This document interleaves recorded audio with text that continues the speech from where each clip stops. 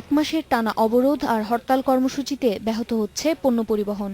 তাই কাজ না থাকায় অলস সময় কাটছে পরিবহন শ্রমিকদের। একটা মাস বসা আছে, রাস্তা চাইলেও কোনো রিস্ক যাইতে হইলে কোনো নিরাপত্তা নাই, পুলিশ থাকতো মারা দেয়। সহিংসতায় এ পর্যন্ত প্রায় 200 গাড়িতে আগুন এবং 500-র বেশি গাড়ি ভাঙচুর হয়েছে বলে জানিয়েছে ট্রাক কাভার্ড ভ্যান মালিক সমিতি। 10 লাখ টাকারও ট্রাক আছে, হ্যাঁ, এবং এটা 20 লাখ, 30 লাখ, 40 লাখ টাকারও গাড়ি আছে, হ্যাঁ। তো সেই গাড়ির পোড়া গেলে তার ক্ষতির পরিমাণটাও বেরি করে। ঢাকা চেম্বারের হিসেবে গত এক মাসে হরতাল অবরোধে দেশের ব্যবসা বাণিজ্যের ক্ষতি 68,000 কোটি টাকারও বেশি। শুধু পোশাক খাতেই ক্ষতির পরিমাণ প্রায় 25,000 কোটি টাকা। ঝুঁকি নিয়ে চলতে গিয়েই প্রতিদিন আগুনে পড়ছে অসংখ্য গাড়ি। গত 30 দিনে 9,000 কোটি টাকার ক্ষতি হয়েছে এ খাতে।